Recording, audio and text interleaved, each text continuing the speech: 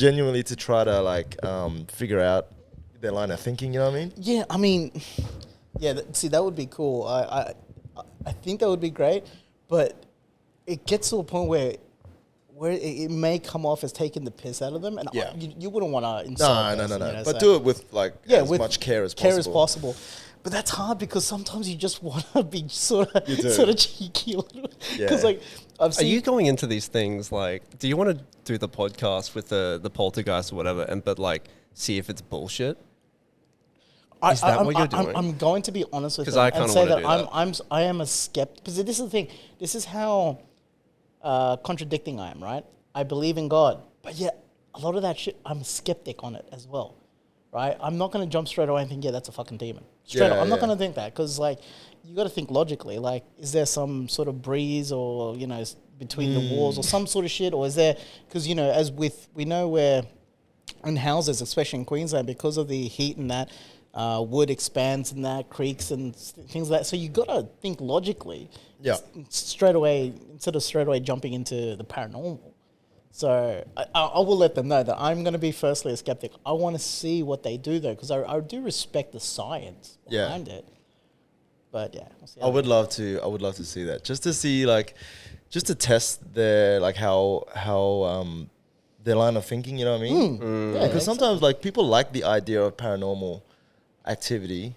Yeah. Like say for instance, like the old Vietnamese community, like say people that are my parents' age or even before them, they never had the luxury of science and Google to like answer their questions. Yeah. So they always fall back on stories and fables that keep them safe, right? Yeah. It's like, and that's ghosts, and that's don't go near the river because this will come up and grab you and all that, or whatever it is.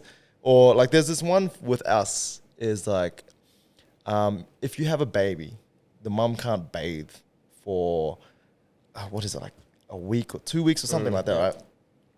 And because when we had our child, there were conversations around that.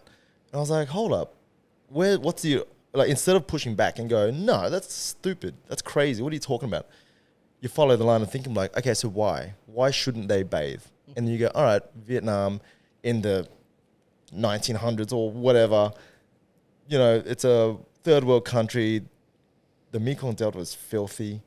It's like, like all these things, bacteria. Yeah. It's like, they probably figured out if you had a baby and you're like, your immune system's compromised and you jump in and you're like, you're bathing yourself or you're drinking the water or whatever, you might get sick. So, and that got distilled down to, don't have a shower when you have a baby, you know what I mean? So it's like, okay, well, I can see where that goes, but, they never had Google. I'm like, with my thumbs going hard. It's so true. You know what I mean? But what is it then? Because, like, this is the beauty I love about the similarities between your culture and mine, right? Because, like, with Latinos, it's like there's a thing where with brand new babies, I don't even think it's Latino. I think there's quite a few cultures that believe in this, that you don't let a cat near a baby because apparently it's going to, like, breathe in their soul or some crazy shit like that. So you kind of, and because where I live, my house is the central hub of the neighborhood fucking cats, right?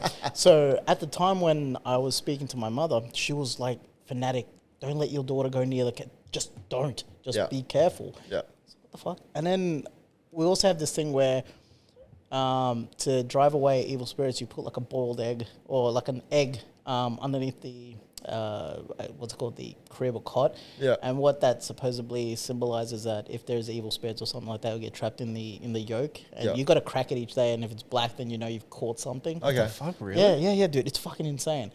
We never tried that because I'm like, no, I don't want to see a black yolk just in case it's real. Exactly, but then, but like you're right. How did that trickle down? Like what? How is a fucking egg gonna protect you? Yeah. Do you know what I mean? It's like, and you're right with science and Google, like. That's an incredibly bizarre urban story. Urban stories. That's another thing which I reckon we should delve into the urban legends, man. Dude, I would sooner do the egg than pretty much anything else, because that's like, look, if it gets them off my back, I'll put an egg under the pot. You know what I mean? I'll buy a bunch of free range eggs from Woolies on sale. I'll just stack the cartons. Yeah, right. But see, look, I'm a fat bastard. Dude. I don't want to waste an egg. I'd rather fucking eat the egg. Come on, true. It's protein. What if you come with a black egg? Like, imagine that'd be like, bro. Have you heard of Century Egg? Century Egg is like a black egg. It's in like Chinese, Like an actual congee black stuff. egg. It's black. I don't know how I think they pickle it or something. Right. I'm not quite sure how, but it's black. Actually, no, I have heard of Yeah. this. Yes, I have. It's actually pretty good eating. Yeah, okay. Yeah, right. So you could come up. I You mean, could just 'cause, have like, Latino I've- black egg. Yeah. Man. Yeah, I mean, because like I've tried the Filipino egg that has the embryo. Oh yes. Yeah, I've tried that. I can't remember the name of it. Hop galong is what we call it in Vietnamese. Okay, I didn't get told about it. My mate, Nix, you know Nix, man, don't you? Crypto. Oh, yeah. So his father, he goes, "Hey, yeah, try this." Balut. It's called Balut. balut. Yeah, that's it. Yeah. Because we were having a beer, and he's like, "Oh, yeah, this goes well with beer." And I was like, "Oh, really?" And he's like, Right. yeah. So I was like, "All right, cool, let's try it." I just took a massive bite, right? And I'm eating. I'm like, "Oh, there's what the fuck?" And I have a look, dude. It was right. I didn't know how to react. I just saw half of the embryo body. Like it was fucked. Oh, that's right? fucked. No. But in saying that, I'm not gonna disrespect this man in his house and go, "Oh, this is crap." Like, why didn't you tell me? I was like, Yum. all right. No, I'm gonna see exactly what it is that is so delicious. And he's like, "What do you think?" And I'm like, "Do you have any salt?" And he's like, "Oh yeah, salt and lemon. All right, cool. All right." So I turned it down to a bit of a Latino style, because we love our salt and lemon. So we tried it. It tasted better. And then with the beer, I could actually see where that combination with beer. God. It actually wasn't bad. I was like, okay, it's just getting past the notion that there's an embryo, A fetus. a fetus. Yes. You know what I mean? That's the bit that mind fucks with you. But it was good. Yeah. So I was like, all right. But yeah. Yeah, Bro, man. I used to love balut or hop galong. But there was one, like I got turned off at once. This is years ago. And I think it was like a New Year's party we had.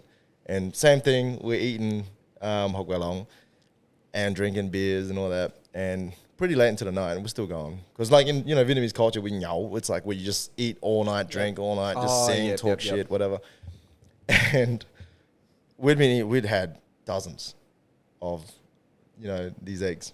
And just towards the end of the night, my mate, he's eating, drinks the beer, and he looks at me just dead in the eye, he goes, and he stands up, and he just projectile vomits Oh my God. onto the table that we're feasting on. By now, it's like there's not much left, but he just, and it's just like furry wings and bones. And dude, I was like, bruh, this is like, it's like a horror show, man.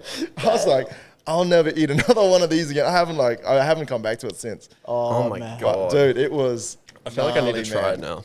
You Yeah. definitely Hook a should. brother up. Yeah. Yeah. No, definitely. Well, there was a do you know of the farm that was in Richmond? You know where the McDonald's is? Yeah. The in Richlands, Richmond. yeah. Yeah.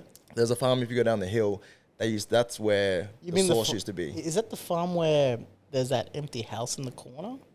I think so. You go down like a long. I'm giving away the location. They're Yeah, gonna gonna get arrested now. And they're gonna point back to here and goes, "Oh fuck that Chong-Ali guy, the snitch." No. He's snitching on Dude, us. that house now is completely a crack house because it's across the road from my in-laws, dude. Oh, dude, So that's okay. how I know. But yeah, I know that farm because that farm used to always get raided too.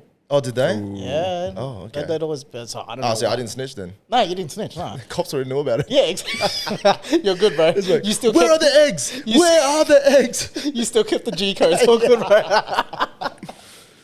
Oh, So you can't buy these eggs at like a regular store. You have to like make them yourself, or you I can. think you can buy them from I'm a regular store interested now. now. I think like we've moved to the point of where people. I don't. You know what? I haven't really investigated. We need to do that on the You podcast. should Yeah. investigate that. yeah, Yes. definitely. You should hit up Michael We should from try that. Taiwan. Michael from Taiwan Groceries. Do you remember Michael from my mate from Corinda? Oh yes, yeah, On, yeah. at I didn't know Anala he had a Civic Center. grocery. Yeah, Oh, Anala damn. Civic Center at Taiwan Groceries. You should hit him up. He gets everything. He gets like the Red Bull syrup that I'm pretty sure is Yeah, not legal, it's but illegal. Yeah, dude, that's that is crack. Yeah, that's. Bro, I feel like you should ingest that with like a spoon and a lighter. They're on those It's little. hectic, bro. it is. What is it? Is it just like It's just- the energy portion of it? Yeah. Red Bull? It's dude, Oh it's my just syrup, God. and it's like these little Dude. bottles, dude. It's crazy. What the fuck? Yeah, bro. Yeah. I feel like I learned everything, like so much for doing podcasts with you guys. That's fucked. Welcome to Anala, man. I know, right? Jumping back to the poltergeist and ghost stuff. Have you ever had any ghost encounters or any scary experiences? I meant to Oh, ask it man. before we completely jumped away from it. I did, and but as I got older, I've sort of either deconstructed it and used my logic brain to debunk it, or I just did mental gymnastics because I was scared shitless. But I do remember, so I was sleeping, right? And then in Vietnamese, it's called ma đè. It's like, it just means ghost. There means like squashing you. Oh, sleep paralysis. Sleep paralysis. Oh, yeah, That's what it is. So again, it's like Vietnamese people just going, oh, there's a ghost sitting on you. Yeah. Like because we don't have the science back then to like. It's the same with us. Yeah. So, and this was when I was, I don't know, 12, 13, I don't know, whatever, before pre-internet. Right? And so that was the logic. It was like, oh shit, I've just been fucking sat on by a ghost. And so I was like, I remember sleeping and I was like, oh, yeah, I'm screaming, like, trying to, like, I'm screaming in my head, I'm screaming like, I can't breathe. And then I'm able to finally turn and I like sort of open my eyes a little bit. And there's like this figure sitting at the end of my bed. Oh my God. Dude, Shit. yeah. And I was like, this is when I lived in Carroll Park. Right. And I was like, wait a minute. Like, is that like the ghost like leaving or whatever, you know what I mean? I'm looking, I'm like, oh shit. So I do what anyone does and just close my eyes and hide under the blanket, right? I'm like, right please there, go away, please go, don't kill me. So like after however long it was, I managed to just go back to sleep and I wake up in the morning. And then by then my memory's sketchy, right? Yeah. And I'm trying to go like, all right, so was that a dream or was that real? Yeah. And then you're always sort of in that limbo. And so I definitely do remember that ma đè because it's happened to me before. And that's why I know the language around it and that's why I can speak about or ask questions. And that's, my parents or whatever, it was like, oh yeah, that's ma đè. So the part of the ghost sitting at the end of my bed, that's the part that I'm like, oh, did my brain go there because I was half asleep? Or did I actually see that? Or did it, when I woke up, is that how I justified it? Or maybe it tried to affirm what I felt with the ghost, all that sort of stuff. So I don't know.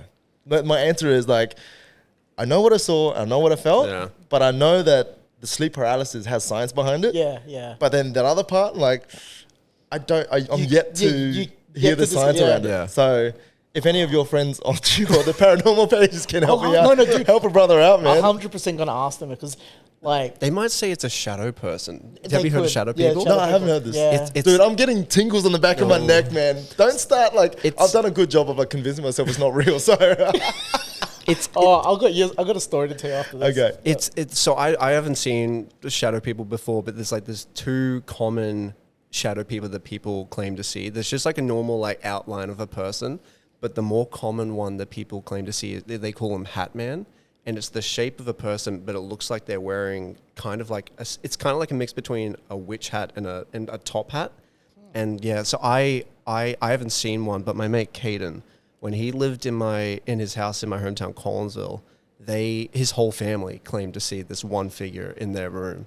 And I remember there was this one night I went to Caden's house to just grab him before we went down to gym. We didn't even end up going to gym, because we stayed at the front of his house with his family, just chatting about this one entity that they kept on seeing. And it just gave us chills. We're like, yeah, we're not going down to gym. Don't go to the gym, the Hat Man's there. Yeah. No, that's funny because, at my house, where my bedroom is situated, we got, when the doors open, you got clear view of the kitchen. So every now and then at night, something just catches in the corner of your eye, And I'm like, at times, it sort of, for that split second, could be a shadow, but you don't know. But the story I was going to tell you, and you know about this. So for me, I've had one experience where I was filming at Tack Edge, right? Oh, yeah, I know this, yeah. So I was filming in Tack Edge, doing a review. Now, mind you, at this time where Tactical Edge was located was in a compound. Everything was locked, right? At this time, because all the businesses were closed, I had to lock the gates. So nobody's in here, and this street is literally dead silent, all right? So I'm doing my review. I'm just doing it. Now, there's this key stand, or we had this stand that was selling key rings. Now, these key rings were made out of metal, super fucking heavy. So it literally, just to make a move, you would literally have to touch them, right? So to make a move. And there was no breezes or anything like that. So I'm recording out of fucking nowhere. The key rings start moving. And I at first I thought, it could be the air conditioner. No, the air conditioner was turned off. Nothing. It literally was just moving. And the funny thing was that the blaster that I was reviewing, it had some sort of, I can't remember the name of it right now, but it was like it had like an emphasis of, like, I think it was like the Reaper or some shit like that, something like demonic touch, right? So I was like, oh, okay. Anyway, so I continued on. That night when I went to go review the footage, I caught the movement, or like you can hear it in the audio. So I was like, oh yeah, I did catch it, and I just thought, oh, that's strange. Now, the issue was that I kept fucking up my lines, right? So I called myself like a fuckwit or something like that because I was getting frustrated. Out of nowhere, I hear a distinct like voice, a laughter right after I called myself a fuckwit. It was like a ha ha. And I was like, what the fuck? No one was around, dude. It was completely dead fucking empty, like, because I when I exited, like, no one's around. And the microphone could not pick up the sound on the street at all. It was like there's no way, but it was a distinct ha ha. And I had this guy check it out and listen. He's like, "Oh fuck it!" So it's on YouTube. Great. It's on YouTube. It's on YouTube. Yeah, if you look up Tack Edge Ghost Story. Ghost Story, yeah. It's on there, dude. It was fucking crazy. Oh no! I don't know. I don't want to see this shit. Back in my Minecraft Let's Play days. Yes, I used to do some of them. I used to record my videos kind of like how we have the microphone set up here, so I can hear what I'm saying. So if something is going into the microphone, I'll be able to hear it really clearly. And I don't have the recording anymore, and I wish I did. But I was just playing, and I was chatting, and there's no way I could have faked this. But as I was talking, like as I'm talking about right now, all I heard was someone just say, Sam. And I literally froze. And I was using Audacity. And I stopped recording after like sitting there for a minute because I froze. And I went back, and sure enough, I could hear it. It was just like, Sam. It was fucked, man. Oh my God. It was really you eerie. never told me this. That's crazy. Yeah, Oh yeah. God. Well, I don't like telling the story because I was like, I don't have the difference with you. You've got the actual proof to. Yeah, to this day, like that still spins me out. Like Did you try blowing on the keys, like to go to try and see if maybe a bit of breeze could not? No, I you did. No, 100%. I did. I blew. There is no way, because like the following morning we tried the test. We tried blowing on it, and you need to literally go right up to it and blow really fucking hard in order. We chucked on the air conditioner, nothing. So Okay. it was really, like nothing could have moved it. There was no breeze that night. That's bizarre. So like it's all on footage too. So you see me reacting straight away to it, and yeah, you got to watch the footage, dude. Just one last story before we change subject, and I've spoken about this on the pod before about Funnel Creek. So when I do my drive up north, like I was saying, how I listen to podcasts and stuff. In May last year, there was this creek that I've always wanted to stop at, and like I take the back roads outside of Rocky, so like the last like 5 hours of the trip is all back roads. There's like virtually no cars, and I've always said I wanted to stop at this one spot, take my drone up, get some shots. And as I was doing this, again, middle of nowhere, as I'm doing this, I kept on thinking I could hear someone like speaking in the tree line behind me, and specifically a woman. And I don't know what she was saying, but it was just the same phrase over and over and over again. And I fucking called this guy like after it happened, and I said, dude, and you know what was fuck? I landed the drone. I'm like, I'm gonna catch this on video. As soon as I land, it goes away. So I'm like, fuck, okay. But I called Gilly and I told him about it. And then, what was it, December last year? Yeah. Scrolling TikTok, and he'd seen it before I did. But someone went, they were just driving on the back road of where this particular area was. And they said, yeah, 2 people drowned or were killed in this river, specifically at this exact spot where I heard these voices. God. Not only that, the way they got killed was fucking bad, bro. Yeah, what was it? They were tied down with tire rims or something? Tire rims and shit. Yeah, and drowned, yeah. And drowned, yeah. It was fucked. Yeah, It was so fucked. And the thing is, we want to do the drive and go suss it out. I'm not lying Of to course, yeah. and do a podcast Do a at podcast, that spot. yeah. Maybe not. Just set up 3 mics just in Yeah. case she decides to you. turn Yeah, up. exactly. Come on down. Jump on Hey the girl, pod. finally. We'll have some sort of like fucking Wolf Creek fucking scenario. Oh, Hey, come fuck join that. us. I don't do horror, man.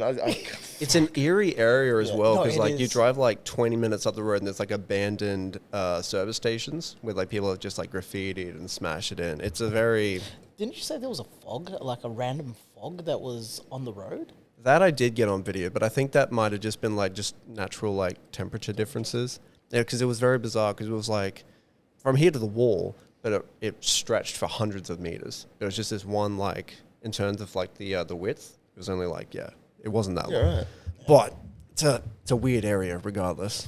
But transitioning a bit to cars. How's everything going with Southside by Night? It's good, man. It's good. So this is our third Southside by Night, right? Hey, so, I'm gonna clap to that, dude. Thank you, sir. Congrats, bro. Because it's hard these days to have a consistent sort of event that happens these days. Like, it'll happen maybe once or twice, and that's it. So. Yeah, well, wow. We nearly only had it twice, so. Oh, shit. It's just, it's. What's the story there? Are you able to It's say? hard, man. No, I can. It's just hard. It's it's not feasible to do it full time. Yep. Do you know what I mean? Like, if I'm not a full time event producer, and so it's like a part time gig. But just, man, I think it's because my vision is like at a certain level. And for me to execute that vision, I have to invest a lot of time into it.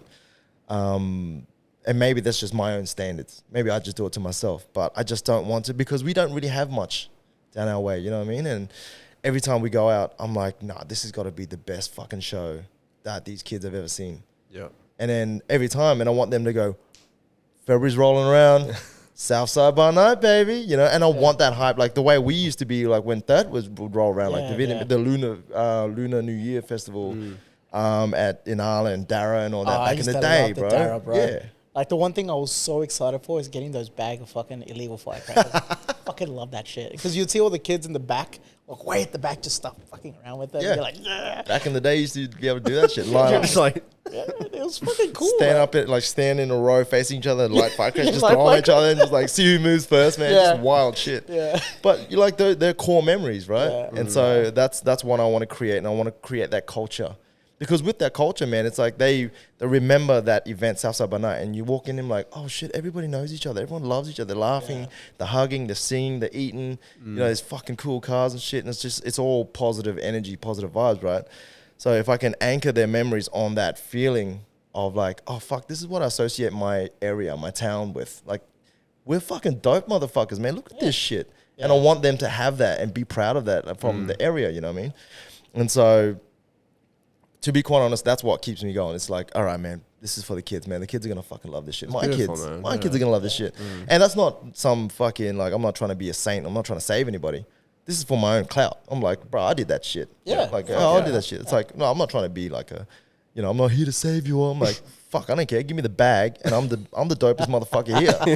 So I was like, I'll stop doing this shit tomorrow. I don't give a fuck, man. If the money's not right, I'm not doing it. But, like, it is nice when the kids do, like, care about it, and they love that shit, and it makes me proud. You know what I mean? And it's something cool that I can show for my own kids, and normalize it. I think we spoke about this last time. Just normalizing doing dope shit. Yeah.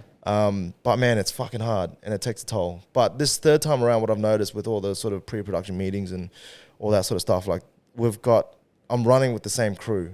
Like, like we do this shit together. We've done this a few times. Yep. I've known GILLY. We've done heaps of shit together. Like when you run with the same crew, you build a chemistry. Yeah. And then like, I just rock up. I haven't spoken to you guys in a while. I'm like, hey, what's up? Sit down. We can just boom, hit it. Yeah. And it's like, you just pick up where you left. Yep. But if I'm working with new people all the time, it's like, you got to build a rapport and like it might work out and might not. And if it doesn't, it's like, fuck, now I'm going to find somebody else. Yeah. But once you have that crew and like, hey guys, February's rolling around. Who's down? I'm back. Sweet. You know what you're doing? Cool. You know what you're doing? Cool. And the more you do it, just makes the process smoother as well, bro. So 100%. have you found on this this third time that there's been a few roadblocks then? Has that been the case, or is it more just time poor in terms of you being able to plan and things of that nature? Time poor is a good one. It's not time poor. It's my own time management. Okay. Time poor makes it sound like it's external factors affecting the way I manage my time. It's not. It's me managing my time. And it's me fucking trying to be a cloud chaser, saying yes to everything. It's like I just recently did Viet Gone, which was like a Queensland Theatre production on QPAC. And I was like the hip-hop consultant on that. And then that took a big chunk of time, got a big bag. And also I was like, yeah, but fucking clout. I was like, this is gonna look great on my resume. And then I said yes, because I wanted all those things. And then when I was in it, I was like, fuck, like this is way more involved. I knew it was gonna be hard. I knew it was gonna be involved. But I just didn't think, oh yeah, but also Southside by Night is around the corner. And and there's all this other shit that I just said yes to, and commentating fight shows for no reason. I'm like, yeah, fuck, I'll do that. And I'm just like, oh shit, is that now? Oh fuck, I better get in the car, bro. You know what I mean? That sort of shit. So it's my own time management, and I'm getting better at, working on it. But I think being in that fire, it really gives you clarity in prioritizing things. Southside by Night is a priority for me. Yep. Because that affects way more people than just myself. All the other things, they're cool, they're great. But this Southside by Night is like a legacy piece. Yeah. You know what I mean? It's something that I can hang my hat on. Outside of that, man, there's always external factors, man, where the more attention anything gets, the more scrutiny it comes with. Yep. You know what I mean? And more people want to sort of poke their nose in and go, oh, what are you doing here? Oh, you need to do this and do that. And there's more of that sort of. Yeah, people telling you what to do, really? Or Yeah. Well, it's more so like, I guess, to be as, if I'm holding myself accountable, it's more like there are things that I'm blind to because I'm just so like blinders on, going for my vision, where there are things that I've probably missed, and actually that I have missed. And when people are bringing these up, at some points in time, because I'm so emotionally attached to this event, I can get pretty defensive and I get pretty combative. Yeah. And I can be that way just because I just love this thing so much. It's my baby, right? And then I'm like, nah, but that's not how I want it to be.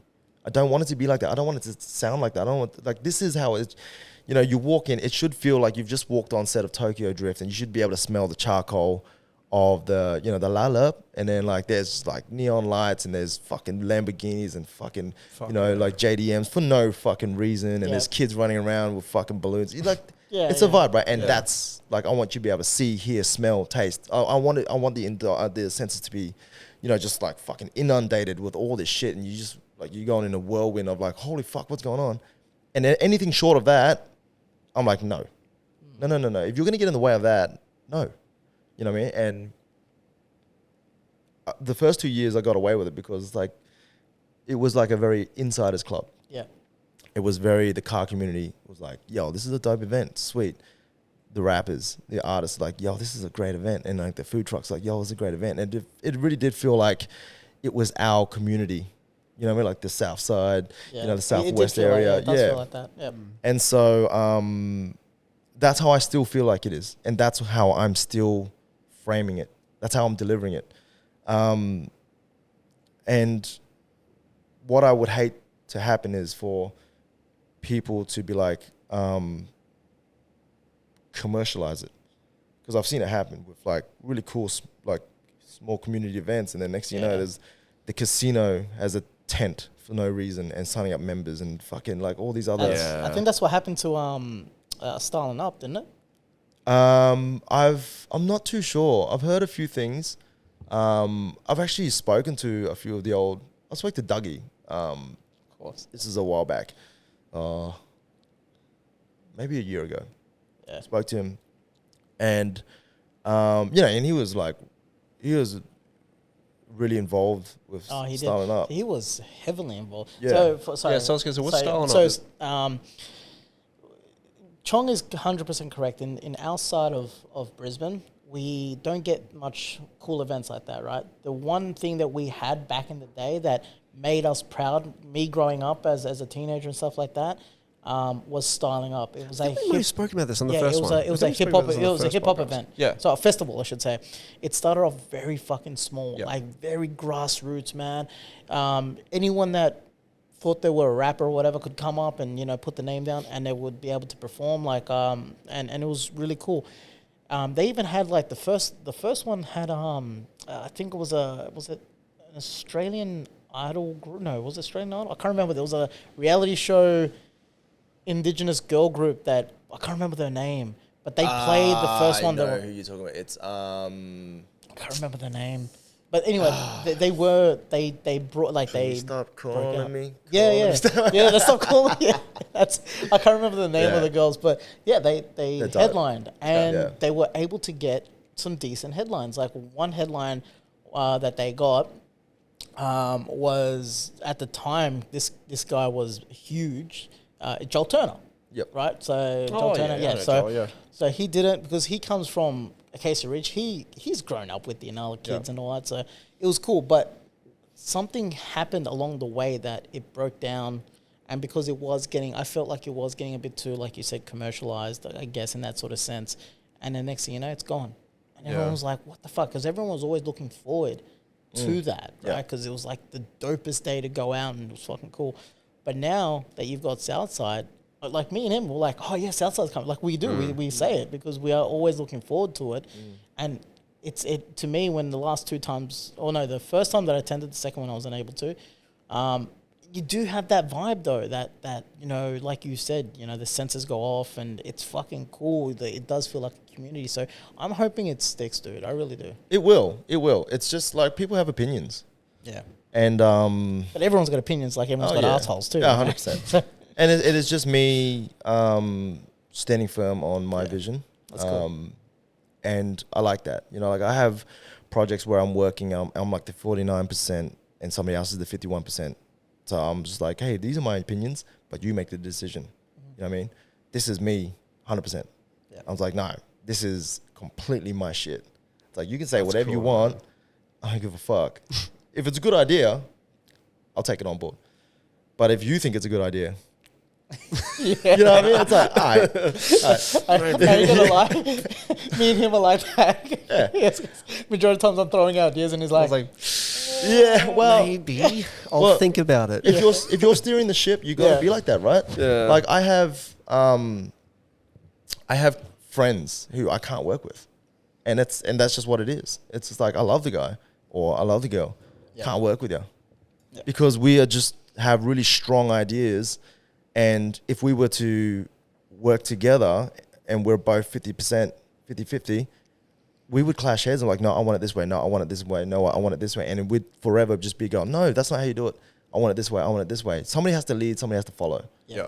Right. So I sort of understand that enough to go, I can see where that's going. I value our friendship way too much to ever put it in that position, because, you could say, oh, fuck, I love this person. Like nothing would ever come between us. Like, haha, yeah. Yeah, try this shit. Try going into business with them one time. Just do something small. You know what I mean? And try doing a podcast with them. Like it'll test you, man. no, look, We don't butt heads. Well, I think what works for Gilly and I, because I met Gilly by working with him. Like I produced all the videos for Tack Edge and stuff. Yep. So at least then we had a bit of like an idea about what it's like to work with each other. Yep. And like he's told me some stuff that like for the pod that I think is really great. I've told him stuff that he probably doesn't think is great, No. but it's like I'd tell you. a lot of things that I say probably aren't the best, but it's like, just throw I've shit at been the wall and honest see with what you. sticks. But like you're right. The thing is that business is a different beast, because at the end of the day, business is business, and you cannot allow the friendship to interfere with that, because with business you've got to be cold and calculating. You just have to be. Like that's the only way a business is going to flourish. We're taking out that sort of emotion and the whatever you feel towards your friend, right? You just got to. Yeah. And this is what I like about working with him, is because he calls me on my bullshit. Like if he goes, no, it's a shit idea, and I think about it and I like, okay, I can understand why it comes from, but you got to have that type of like I guess that sort of chemistry to work with someone. So I understand. I try and add some context. I don't just say your No, ideas no, are no, shit. no. You don't always This say is my why I don't think. Yeah, no, he doesn't. Sorry, my bad. But like, yeah, when I do give out I think it's a red hot idea and it's not, he puts me in my face and I'm like, all right, cool. It happens to me too. Like, when I'm just like, oh, this is a fucking great, I'm pitching. I'm like, I hate to burst your bubble. I'm like, all right, nah, fair enough. You know what I mean? Like, because I'll I'm a creative. I have ideas, and every idea I have is the best fucking idea. That's how I feel. You know what I mean? Like, Yeah. fuck, bro, the world has never seen this shit Yeah. before. I'm like, bro, that's not realistic. I'm like, all right, cool. Cool. Yeah. But I mean, I admire anybody that are good friends that can work. And I've seen it before, where they're good friends or families and they can work together. And I think working together can make or break yours. It's like any relationship. It's work. Yeah. It takes work. And then add on top of that the extra weight of trying to create something, you both have the same vision, traveling on the same way. Sometimes you have different ways of going about it, but you just, as long as you both know, but yeah, we're trying to get to the same spot. We're just going about it in a different way. It's like fucking WRC, man. It's like sometimes it's gravel, sometimes it's tarmac. Bro, guess what? It's fucking snowing. I love that You know what I mean? analogy. It's like, all right, well, someone's driving. good. You're going to be the co-driver for this one, man. Just sit there and tell me where the fuck to go. I'm just going to try and keep this shit on the road. Dude, you know what? That is probably the coolest fucking analogy I've ever heard. So thank you for that. Because I'm You gonna can have it, bro. Yeah, I will. Because I'm gonna. Yeah, that's so fucking true. It's only because I've been playing WRC, Dirt Rally 2. Me and the kids, I've got the Logitech G29. Oh, I've seen that on Dude, your it's Insta. fucking so good, man. Your boy, man, Dude. he's like fucking. Like seriously, I've seen him on Insta. You're Right, I relate everything to like now I relate everything to like WRC and MMA. Like, it's like everything is like you could just break it down to like this is like jiu-jitsu. It's like you take what you're given, you'll do what you can with it, and you use it to your advantage. No, I was gonna bring this up, and since we're going there, so yeah, you said you've been doing fight commentary. Like, I gotta have to ask you, how do you prepare for that? Because I've always been curious to know, like, because I've done commentating for like a different sport and stuff like that, but like I only go by what I see, and the feedback that I've gotten hasn't been the most positive because I wasn't fully up to Really? date on certain moves and stuff. Yeah, when I was doing the speedball. I didn't know you had bad feedback. I thought you were good. Oh, well, thank you. I appreciate that. But for you, when it comes to fight, it's a bit different because of the fact that you need to obviously know holds and what they're doing and the fight logic. How do you prepare for something like that? So I'm the color commentator. Like I just call what I see, and I've spent my life training. Like I've trained. I started taekwondo when I was 6 years old. Then I started boxing. Then I did Muay Thai a little bit, and then I started doing jiu-jitsu and then MMA. So I've been around the sport. I stay up to date with what's the trending things are. Like I probably should be watching more UFC than I do now. But there's so many fucking fights, man. Like it's really hard to keep up. And we try to keep up. Yeah, I mean, but like you sort of because I'm around it all the time, and it's on my Insta feed and all that. It's like you sort of just get a pulse of what's going on, what's relevant, who's doing what, and what. Is it, it always goes through waves. It's like, there's, back in the day, it was like the Brazilians were killing it. And then it was the Americans. And now it's like the Aussies and the Kiwis are doing it, and then there's always waves. And then there's like what the wrestlers were killing it. And then it was like the Muay Thai guys were killing it. And then now it's like, now it's like the boxer wrestler or whatever, what I mean? So it always sort of goes in waves. And as long as you're sort of, training, you're talking to guys like Diego. Yeah. I mean, it's not even like it's not even like sitting down and like going, hey, so what's going on now? What's the shit now? It's like you're just around it all the time and you just hear it just absorbing like, oh yeah, did you see what Dustin Poirier did on the weekend? Blah, let's watch the tape. What do you reckon he did there? And then, literally sitting there watching tape and then standing up and going, well, what if when that kick comes, you just turn out and you just expose your shin as opposed to checking it and bringing your knee up to your elbow, like just these little conversations that you're sort of like, it's not even like a brainstorm. It's like, oh yeah, cool. Yeah. And then you just move on, but then you come back to it and then you're sparring and like, hang on a second, let me just try, what I mean? And it's like, oh, worked. You know what I mean? And then like, and that's the sort of thing. It's like, you're there all the time. You know what I mean? It's like, if you were to sit in the back seat of someone driving, you wouldn't have to think like, oh, what's he doing now? Oh, what's his left hand doing? Why is he moving that stick? You'd be like, oh, okay, so he's shifting gears. Okay, so we know that we're going from a stop. So he's in first gear, and then obviously, logically, he's moving to the second gear and third gear, and the left foot's, you're around it so much that you just know. It's not like, okay, so now there's an automatic transmission, you know what that is. Like, oh, fucking yeah, I know. There's no left pedal. You don't need to shift gears. You just know because you're around driving all the time, right? Yeah. So in a very similar way, if you're just around that thing all the time, you sort of get a gauge. So the only thing I really have to prepare for is like learning the names. Because like MMA is so inclusive. Bloody everyone from the east to the west fights. So you got to learn all these names, and like I'm forever fucking up the names. Like I've got to wait for. I worked with a guy named Tanera, and like he's the commentator and announcer for Proven Grounds Fight League, where I'm commentating, and he also does it for Eternal. So he's familiar with all the fighters, and these are the young fighters, the Amis, and they come up to the pros. He knows all of them. Me, I know the guys in my gym, and then that's about it, you know. And then I get there, I'm like, there's this name that pops up. I'm like, here comes. Do you wait for the other guy to take the lead? So the show that I did, he had to. So he was off mic running into the cage. He was doubling up on duties. Oh, okay. He ran into the cage and he'd announce the fighters coming in, but before he'd announce them when they're in the cage, I would have to announce them walking out and do the stats and like, you know, like he's X amount of years old, he's this tall, he's had this fight record, and his strengths at jiu-jitsu and all that sort of stuff. So as they're walking out, I'm like, oh, here we go. I guess it's gonna be, you know, like I'm trying to pronounce the name, and then, you know, Tanera would announce the fighter and say the name. I'm like, oh, and then keep announcing the rest of the fight like I wasn't fucking up his name before that. That's about it, man. And you know, man, fuck, who gives a shit? Yeah, I should do my research about the name, but it's like I researched it, but like I hear people pronounce it different names and all that, so I'll do my best. Well, I mean, I guess you'll learn how to cover it up and just keep moving on. Oh, dude, yeah, yeah. It's like, if anything, like with rap, it's like, you know, like they don't know you fucked up until you acknowledge that you fucked up. Yeah, you If just keep rolling. Yeah. They're like, huh, that was weird. Okay, keep going. What's going on now? Sorry, I'm not trying to be rude. The sliders just stopped moving. Oh, I'm trying to restart it real quick. Right, that's so hectic, eh? It looks so good. It makes it look cinematic. It does, man. Which I love, but I don't know why it stopped.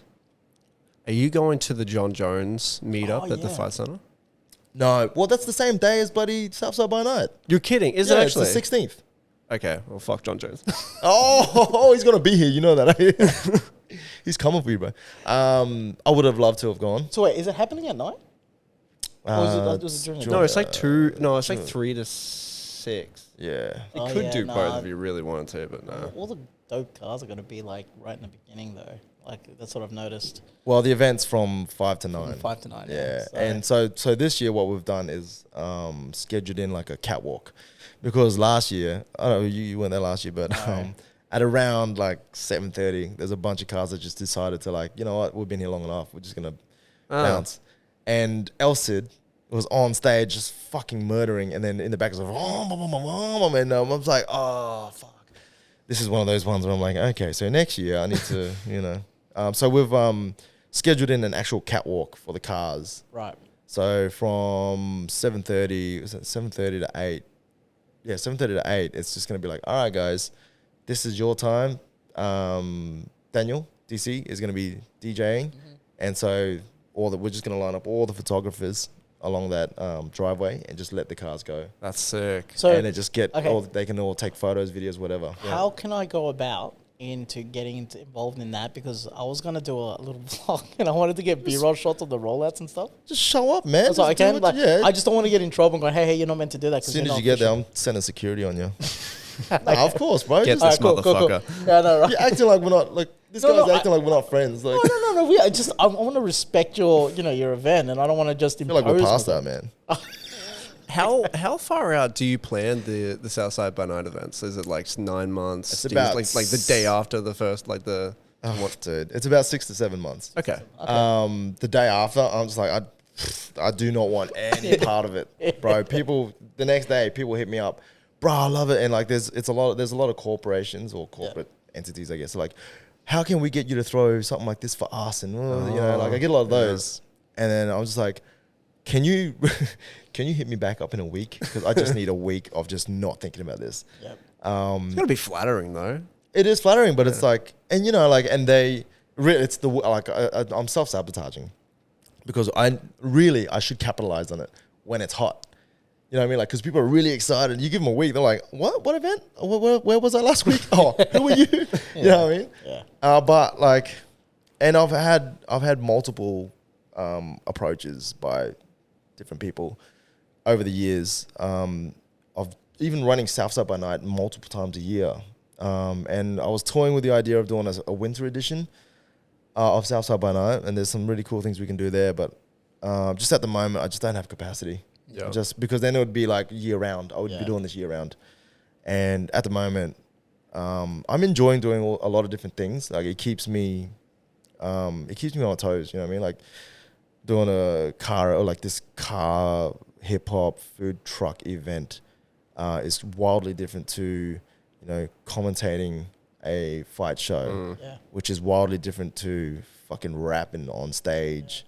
And it just works different parts of my brain, and it just scratches those itches. You know what I mean? I've put myself in a position where it's like, bro, I can do these things now. And I used to dream about doing that shit. Like, wouldn't it be cool if I could do that? Yeah. And now I'm doing it. I'm like, fuck yeah. I'm like, I don't know if I want to give up one for the other. You know what I mean? Like, and do you see them all as like this is gonna sound weird, but like when people talk about their businesses, they talk about them as if they're children, like they're babies. Do you see that with it, like Southside and the fighting and the music and stuff like that? That's a good question.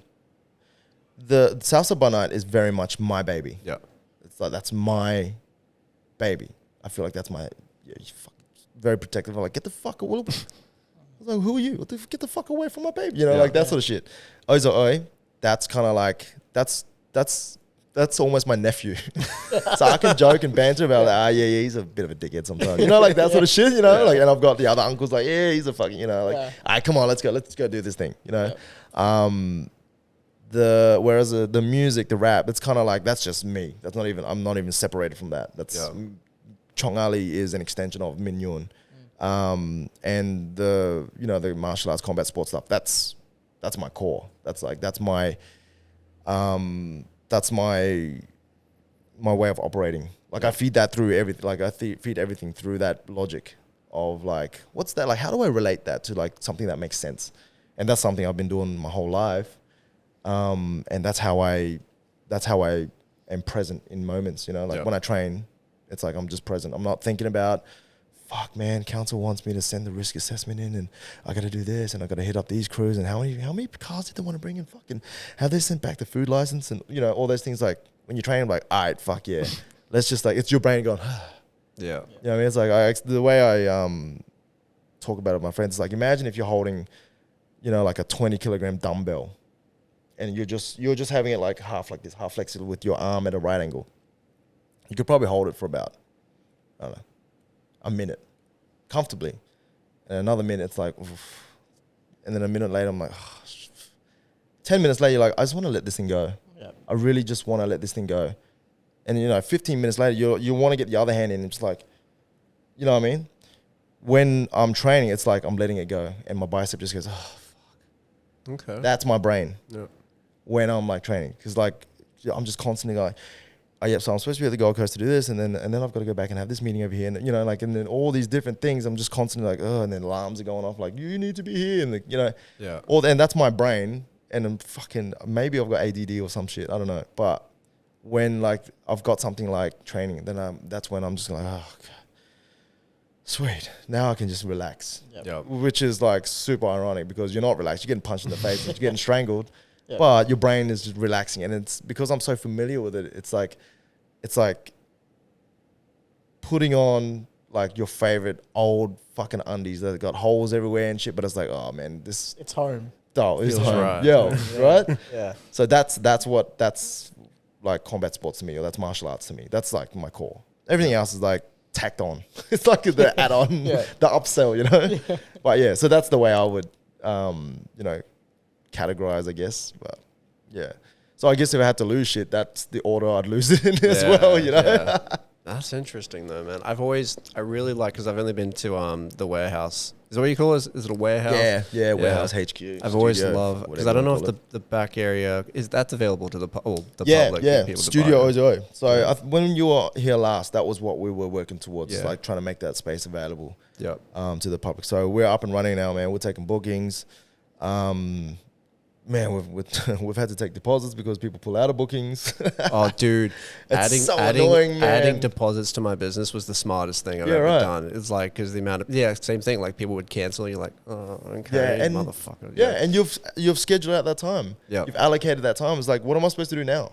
Like I've said no to things so that I can be available for this. And it's like, where the fuck are you? Yeah. So, and we learn as we go. But we've had some really cool people through that space, and they've gotten on the Instagram. So I'm like, hell yeah, that's like it. dope. And I don't know, for some reason when I'm there, I'm like, oh yeah, this place looks cool. But when I see it on their Instagram, I'm like, fuck, that looks mad. That looks so No, cool. It's like, wait, I own that. No, but your space cool is though, bro. fucking cool though, dude. Like Yeah, thanks, hands man. down. So It's a very it's got like, this is gonna sound weird, like a Fast and Furious barbecue vibe. That area at the back. backyard sort of- Yeah, the beer garden, yeah. the beer garden. Yeah, Yeah. It's very homey. That's what I've liked about it. Yeah, thanks, man. Yeah, Right. so like everything we do there is geared towards creativity. It's like we want people to just be at ease. We want things to be easy for them.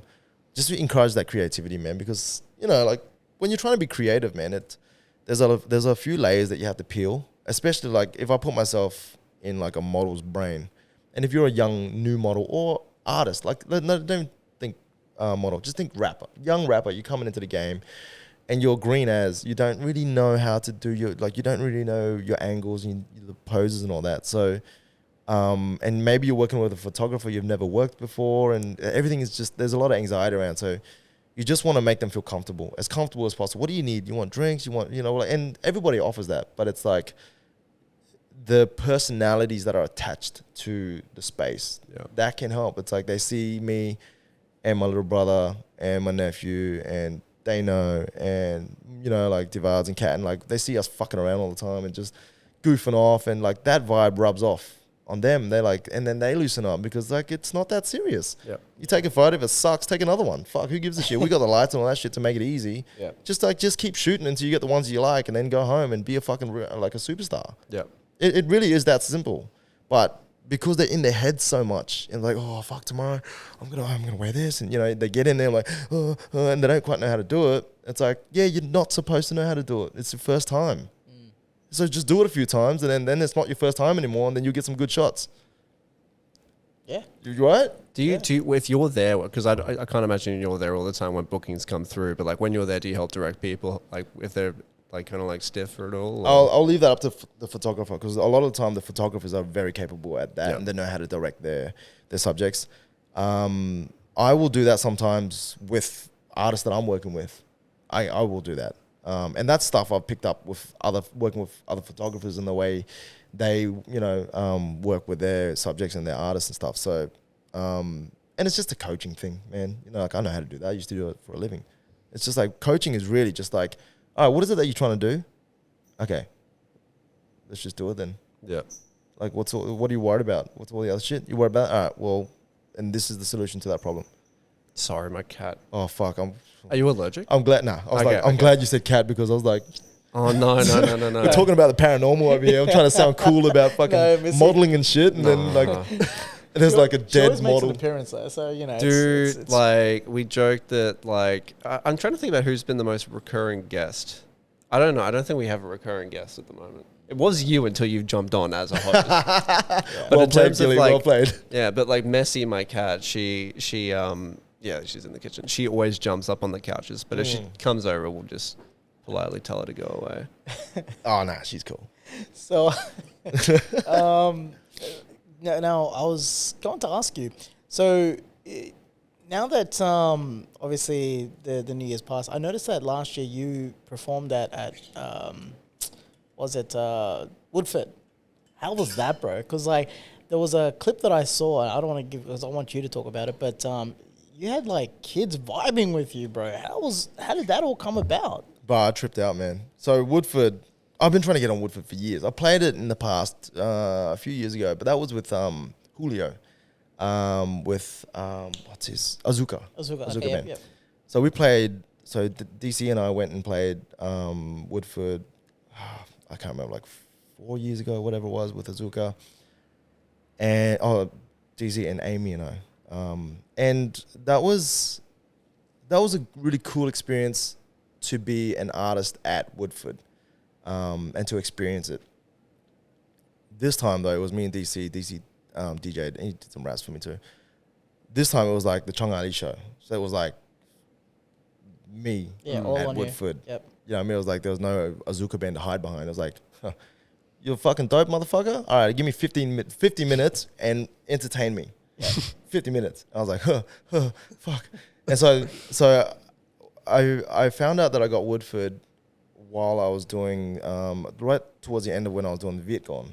So Vietcong is the play that I was working on at It's the one that you were the hip hop consultant on? Yeah. So, and just being in the room with the directors, Ngọc and Dan and the actors and all that stuff, and just watching like how the theater world operates, I was like, fuck, this is a really cool performance. Like, it's so performance heavy. Like rappers, we always go, bars, baby, fucking bars. Check out my bars. And you stand there and just rap your bars and you expect people to go, holy shit, you're so smart. You're the best rapper I know, you know what I mean? But then theater does a really good job of like blocking and just like moving around the stage and creating like this dynamic fucking show with just bodies. You know what I mean? I'm like, huh. And then like they tell the story, like just the way they weave the story from beginning and, you know, who the person is from the beginning and then who are they at the end of the scene. You know what I mean? You can liken that to a song. It's like, who are you at the beginning of the song? Who are you at the end of it? And like, what's the journey you're trying to take the audience on? You know what I mean? And like, once I started thinking about it like that, I'm like, oh shit. So I can like just tell a story from beginning to end and slot my songs in to tell the story. And like, and then it made me go, so what's my story? I've got 50 minutes. What's my story? You know what I mean? And how do I win over this crowd that doesn't know who the fuck I am? Yeah. You know what I mean? So I don't know if you saw in the clips. By the end of it, when Yeah Bras hits, Yeah, they're all like, that's what I was going to talk to you about. Yeah, Yeah, that so- was sick ass. dude, it was hectic, man. I was just like, what is happening right now? You had little kids literally going sing along with the Yeah Bras, and I was Right. like, oh shit. Because my daughter, like when we do play the song, she sings along with the chorus as well. Because it is a catchy chorus, I ain't gonna lie. But these kids genuinely like just got into it. Yeah. And that's what I found really cool when you posted that up. So that's Thanks, why I was bro. dying to know how it was in Woodford, because it's such an eclectic mix of people and music. So, and you know, with the eclectic type of people, like especially they like the majority of kind of hippies, right? Is that safe to say? So when it comes to hip hop, you don't really mix hippies with hip hop, but these people genuinely loved hearing what you had to say. So They that love- was cool. I think they love music in general, and Woodford had like what I found was like they're just so open minded, man, and they're just so ready for music, and not only that, they were so ready for story, and so the way I structured the set was exactly that. It's like the beginning and the end, and then just slotting my songs in there where it made sense, and also take into account like how the set feels and crescendoing it, and you know, like leading it up and just building the tension, and then boom, release the tension of Yeah Bras, where everybody's just like, oh, finally, fuck, you know, and just like, you know, just playing with the set as much as possible, and with working with what the songs I had, you know, and I had to drop songs out that I really love because it just didn't make sense, you know what I mean? And that's a hard thing to do, but I think I'm at a maturity now where like I'm just not as emotionally invested into the song as I am, you know, with the story of Chong-Ali. You know what I mean? So like the story of Chong-Ali will take precedence over one song that I really like that nobody else fucking listens to. You know what I mean? So I had to like, there's all these sort of things going into it. And I know like all you saw was that clip. You know, like, what most people saw online was just that clip of kids going, yeah, bros, and fucking little white kids singing Viet Gang, which fucking blew my mind. But there was a lot of thought and a lot of prep that went on behind it. And a lot of sort of just taking from what I learned from, you know, theater world and other things too, you know. But what I did do, and I really, you know, I think was a good call on my behalf, and give myself a pat on the back, was like, because I know I'm comfortable public speaking. I can do that, you know what I mean? And I've got a lot of experience doing it, so I don't mind doing a bit of public speaking, just storytelling on the mic. Yep. And I learned this off Fred. Fred does this fucking so well. Fred Leone, rival MC from Impossible Odds, and he's you know, he's killing it right now. I used to watch him, and he would just take his time. He's a storyteller. He's a songman, and he would just take his time telling stories between songs. And it's like, he's not on your time. You're on his time. His time, yeah. Yeah. Yep. And the command, and just like the ease of just going, yeah, bro. So, you know, back in the day, this is what a blah blah blah blah blah, and yeah, and this is what I was feeling. and then my auntie would come and and then you're like, oh shit. And he's just telling, it just feels like there's this guy on stage just telling you a story and then go, and so I wrote this song about it. And so there's that context. Yeah. So when you hear the song, you feel like, I know what I'm looking for now. Yeah. It's not just like, okay, and here's a song, boom, and you're trying to work out what's going on. You're trying to pick up words, but then that's the true definition of an MC, because you're controlling the crowd in that sort of sense. You're commanding their attention, and you'll be able to manipulate them each way. So that's cool if you can pick that up, because that's a hard skill to learn. And I think, because I like to think myself as a student, like of anything that I'm, because I have a lot of interest, man. And so I'm always just trying to learn and figure out and like fucking cheat code and hacks and like, whoa, So when other people are doing cheat codes, I'm like, hey man, you're cheating. I know, because I do the same thing. But but that's how you get good at shit. It's like, who are the best and what are they doing? It's like MMA. It's like, who are the best fighters in the world and what are they doing? Yep. Who are the coaches? Who are they training with? And what else are they competing in? What else are they doing? You know what I mean? Because you look into anything, it's like Vasily Lomachenko fucking danced. His dad took him out of fucking boxing and made him dance for fucking years on end, and that's why his footwork's phenomenal. And like, shit. I didn't know that. Yeah, bro. It's like, so who are the best? Who trained them? And what the fuck else were they doing? Yeah. Because if you look into it, you'll always find like, even like Dave Chappelle, Mobb Deep, like they didn't just fucking rock up and just start rapping and doing comedy. Dave Chappelle was fucking doing comedy from fucking whatever, like 16 years, like really young. But he went to an art school where they educated him in like performance and all that sort of shit. Mobb Deep, same thing. They went to a fucking art school and they learned about different artists and shit. Same with like Tupac as well. Tupac, same shit. Yeah. Same shit. And he did a lot of reading about like fuck. So it's all about like, who are the best? What are they doing? Who's coaching or who's teaching them? Who are they training with or who are they around? Who are they working with? And just going, getting a pulse on like, oh fuck, like that's why like I think that's like where the seeds for scenes grow.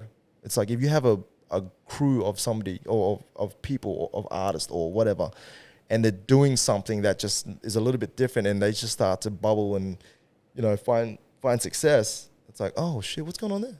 Because you could just look and go, whoa, they're pumping out songs. Like why is it now that let's say for instance, why has New York got it right now? Why is every song on the radio for artists from New York? You could just look at like, oh, it's another New York artist, or you can go, all right, so who are the producers and who are they affiliated? What shows are they playing and where are they touring and all that sort of shit? You know what I mean? Like you sort of just have to dig a little bit deeper. So when it comes to the like MCing, like you say, it's like it's the same shit. It's like to me, Fred, as far as MCs go in Australia, he's fucking like god tier. As far as like commanding, like being in like live in the flesh and watching somebody like a master just paint, you're like, oh shit. Yeah. And because like I'm a rapper as well, and I was a young rapper at that time, I was like, bro, it's like I'm a little bit closer to it because like some people are just fans and rap fans, but I'm a practitioner. Yeah. There's a different lens that I'm looking at it because I'm like, like magicians. You watch the magic trick, like, oh, that's cool, but then you go, how did you do that? And you go on YouTube like, motherfucker, you know. Yeah. So it's the artistry of knowing the techniques. I get what you're saying, and it's more impressive to see how he tricked you, as opposed to the trick itself. Yeah.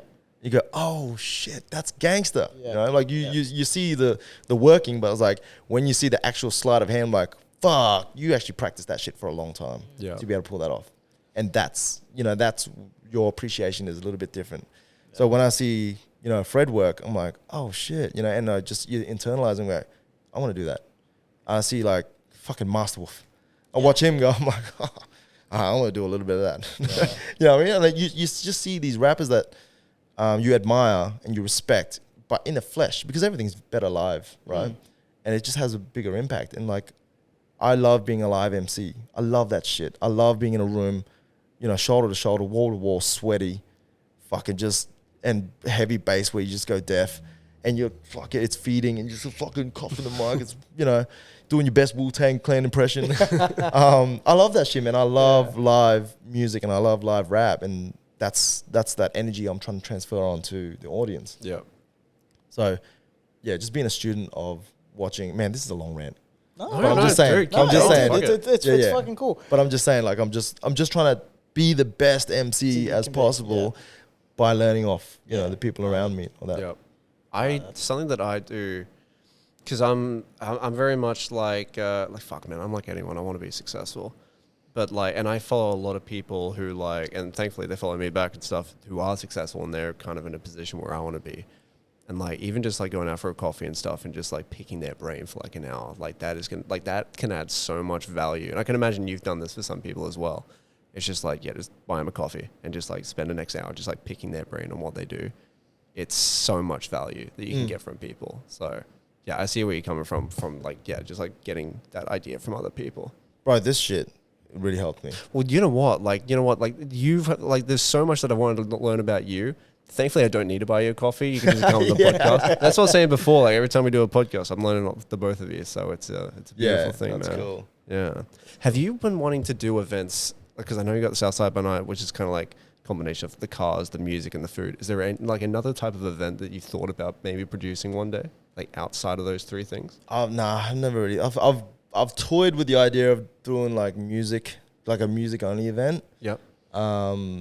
Logistically, it would be fucking way easier because you're just dealing with artists. Yep. Is it going to be? Because would it be easy? Because I've heard that dealing with artists can be difficult at times. It just depends on which artist.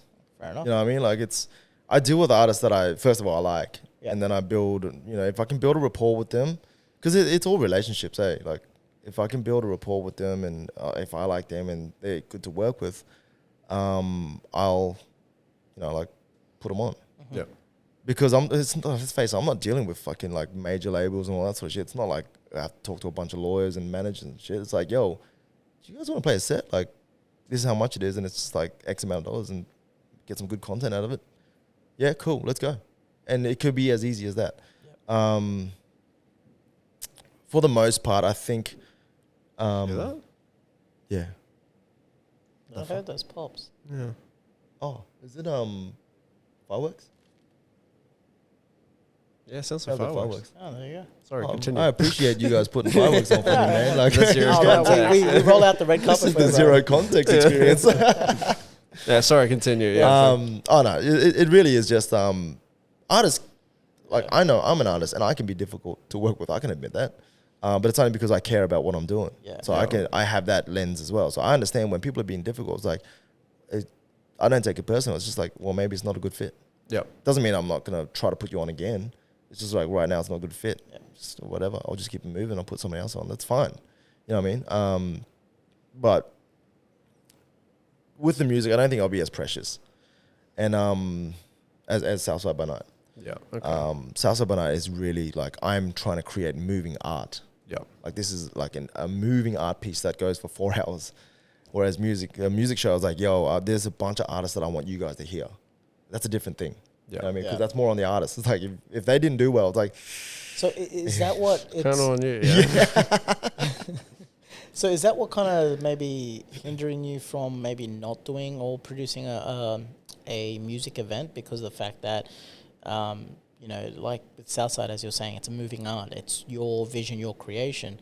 Is that what's kind of hindering you from going, yeah, you know, I don't really want to do that music event? Again, it comes down to my time management. To be quite honest, man. Like, I feel like with Southside by Night, I can sort of have my cake and eat it too. Like, I can put on the artists that I think, you know, deserve a platform, and I want everyone to hear these guys. So like, I can sort of have that in Southside by Night, embedded in Southside by Night. It just happens that the artists that I really like make the music that fit the vibe of Southside by Night. And even if it doesn't, man, like I've put on artists like Jordan Britton, who like plays, like he's like a soul R&B guy, a little bit of funk. He plays, he's got a band, really cool music, man, really cool festival music. I put them on and fucking worked a treat. You know what I mean? Bianca is like a, you know, neo soul sort of artist, works a treat. They're not all rappers, but it just happens that I like rap. Yeah. You know what I mean? Like I like a variety of different music, but the vibe I'm trying to create with Southside by Night is, you know, very hip hop, very rap dominated. Yeah. it's not to say that in the future I won't do it. I won't put on a music show, I guess.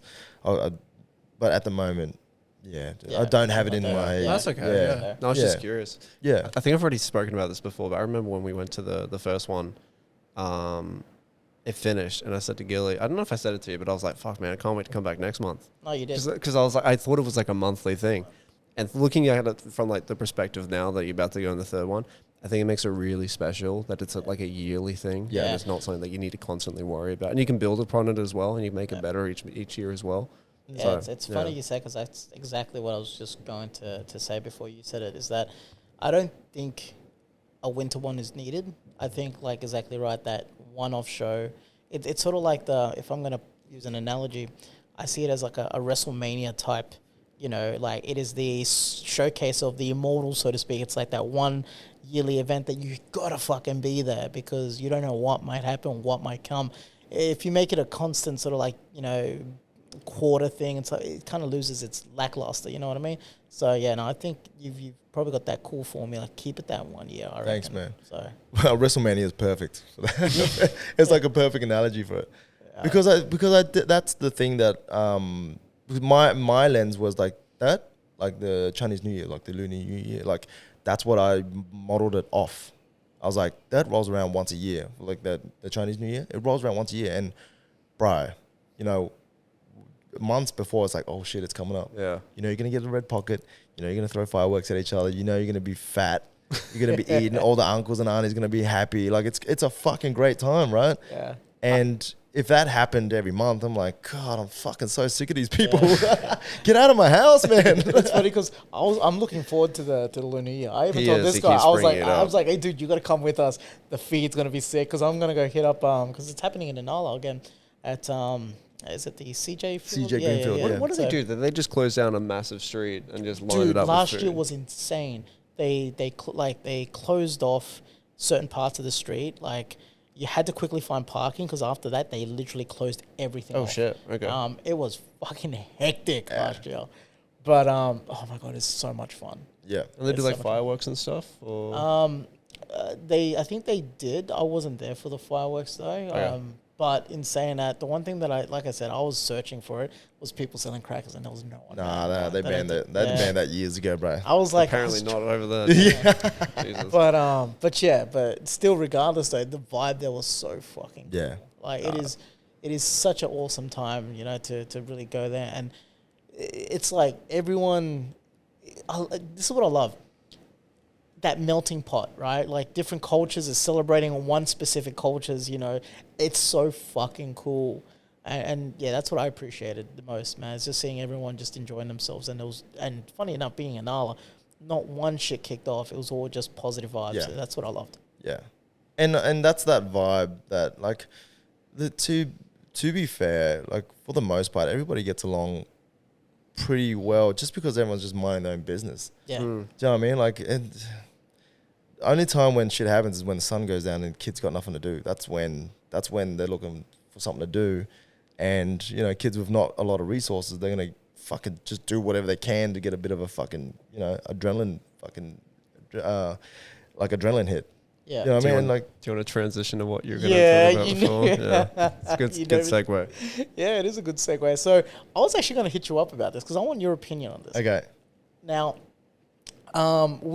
everyone is quite aware with the situation of the youth crime rate that is going around, right? What I was, and it's what I've been kind of internally thinking to myself, are the kids really that bad, like extremely bad? Or would you compare them worse than what we grew up with?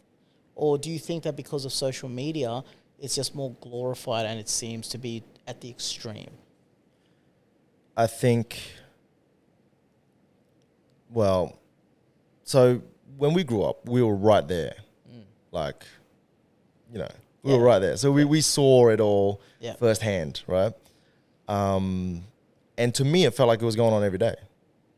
Like I felt like it was just happening every day. It was, right? It was like, all right, let's keep her. sun's down. Let's, Yeah. you know. So I just felt like that's, you know, like not that we were there every day. It was just like you go to school, you pull up to school, and then your friends pull up in a Civic. I'm like, whose car is that? I'm like, I don't know. You know what I mean? It's like, it's okay, cool. Like, Yeah. fucking somebody just boosted a Civic. Oh, it was easy. I just threw a screwdriver in the ignition. I just turned it and it went on. I'm like, dude, they've been doing this, right? Yeah. So, and there was things that happened and, you know, dealings and all that sort of stuff that just happened every day. Yep. And just coming from the area, that's just what it was. And so now when I see it on TV, it's like, now it's just on TV. Because they don't have a war on drugs. They don't have a war on crime. Or they don't have a war on this and a war on that. Like, bro, there's plenty of wars. Put those wars on TV. Why are you worried about like youth crime all of a sudden? Yeah. That's, for me, that's what it is. Because I'm not out there at night anymore, man. I'm sleeping. I'm tired. You know, so, but I know back then it was very prevalent all the time. Yeah. Do you know what I mean? I know like a lot of the people that I grew up with, they are, you know, cliche, they're dead or in jail, or they made a series of decisions where they're stuck on this one path where, you know, like their needs aren't being met. See, I totally agree with you, but I don't know. For me, I felt like it was more, like you said, it was more evident though back in nowadays compared to now. What I think with now is just the fact of social media, right? But for us, you didn't need social media because you get off on the train from Darra Station at 3:30 in the afternoon, and you saw crowds of fucking, you know, like kids who you knew that they were gonna fuck you up. And I've seen some shit. Yeah. Especially at that train station. Yeah, of course. Right? There are train stations. Yeah, man. I mean, don't get me wrong. I love where I come from. I love the experience that I've had, but you know, you had to maneuver certain ways back then. Of course. From now though, but back then though, the issue was that it was all secret. Like even though it was in front of your face, you had that code where you had to, you know, you just keep your fucking mouth shut. Where now we've got these kids who are bravados who are literally posting shit for clout. Yeah, on like Snapchat. So then this is what I'm saying. What would you say that these kids are more out of control than what we grew up because of the fact that there was still some sort of code where you keep your mouth shut and it's still about respect, where nowadays it's like it feels like respect's out the window because you don't. With the kids that we grew up, you knew that those kids are not going to go fuck up some sort of elderly person. You know, they'll fuck you up because you're the same age, but they're not going to go fuck up somebody else, or they will do searches in people's homes or like break and enter, but they're not going to attack the people in there. They're just in for the, you know, snatch and grab and go. Well, now you've got kids who are fucking up people who live in their home as well. So that's what I'm saying. Do you think that these kids are worse than what we grew up with? I don't know, man, because social media and the media in general, I feel like can blow things out of proportion. They love it. True. Because like if you think about it, media, social media, any form of entertainment, let's call it, it thrives off attention. Yeah. So it starts back at the newspapers, man. Back in the day with newspapers, like a journalist would the editor would send the fucking story back and goes, what's wrong with the story? Nothing's wrong with the story. The headline sucks. No one's going to read this shit. Make it sexy. Make it sensationalize it. Why should people care about it? Tap into their fucking instincts and go, oh, I'm fucking scared of this. I'm scared of that. I'm always scared now because I'm fucking reading youth crime, war on drugs, fucking like, you know, the fucking immigrants who just moved in, they're going to fucking rob me. Yeah. All this shit, like they want to keep you scared, man. And now it's like, and social media, it's like, the algorithm just thrives off attention. If you're watching the video for more than 10 seconds or whatever it is, I don't know what the algorithm does, but if you're giving a certain type of video or a post, you know, a certain type of attention span, they're going to feed you more of that. And then all of a sudden your feed's full of that same shit. Yeah. You're seeing the same thing. And sometimes it's like, oh yeah, like it might be one crime that's heinous, like bashing an elderly woman. That shit happened back then, right? But you just didn't see it 100 times a day. Like 100, like all of your mates and all of your grandmas and all the fucking aunties and uncles didn't see it all at the same time a lot. And then it gets reinforced when you're sitting at the table like, oh my God, did you see that? Yes, I did. Did you see that too? It doesn't just keep getting enforced. And then the neighbors come over and go, oh my God, did you see? It was just over on the next street. Blah, blah, blah, and it's just constantly affirming. But it might just be an isolated incident. Yeah. Whereas back then, an isolated incident is like you and a couple of friends might have been like, "Oh shit, stay away from that guy," and that's where it stopped. That kid wanted to get locked up, and that was it. Do you know? I'm just trying to think of like how knowing what I know, because I've seen things where how it actually happened, like something like an incident popped off, and I saw it pop off, and I've seen how it was portrayed in the media, and I went, nah, they are so far from the truth. I was there.